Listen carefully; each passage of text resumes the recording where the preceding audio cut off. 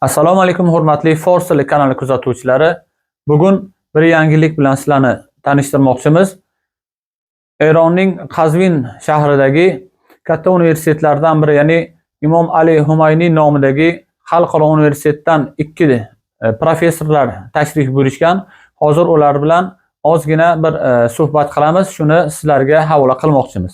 Birinchi suhbatdoshimiz Qazvin xalqaro universitetining Fors tili o'rganish xalqaro markazining rahbari Ali Rizo bo'lib hisoblanadilar.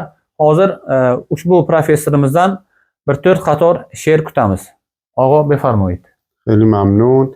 بسم الله الرحمن الرحیم. من هم خوشحالم که در ازبکستان در شهر بخارا در خدمت شما بزرگواران هستم. هدف هر اندازه دور و رسیدن به آن هر قدر مشکل باشد، اراده قوی عاقبت بدان دست پیدا می کند و چیره می شود.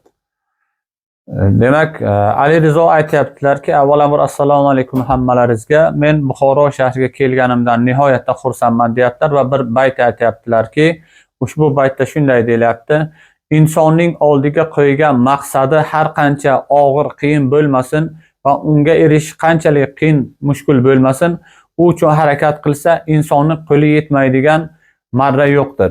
Va inson agar jur'at qilib harakat qilsa, ushbu qiyinchilik ortidan erishilgan natija ham juda baland bo'ladi. Va bu bilan hammamizni oldimizga katta marralarni qo'yib, u uchun intilishga da'vat qilyaptilar.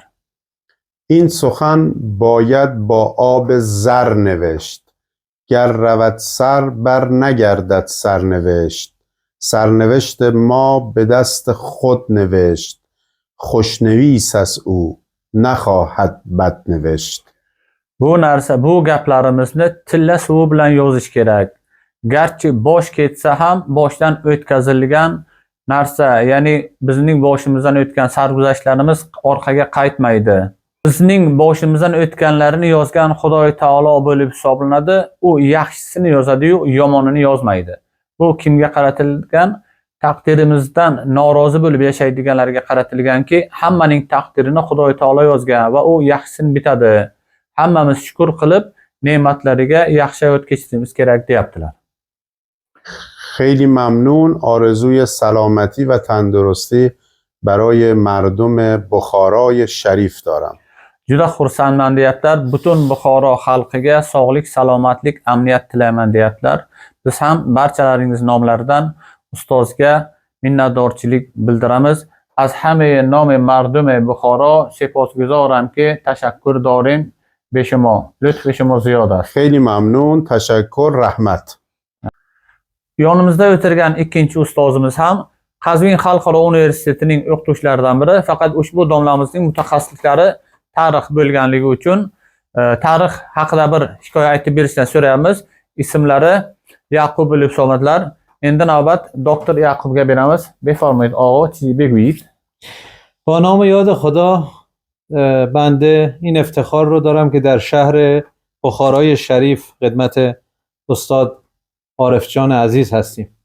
من یه نکته تاریخی رو که یه دکترین، یه آموزه هست برای زندگیمون رو با توجه به رشتم میخوام بگم و اون این که من برای مردم این منطقه و همچنین ایران امیر تیمور گورکانی یک فرد بزرگه که همه میشناسنش، یک جهانگشای بزرگه.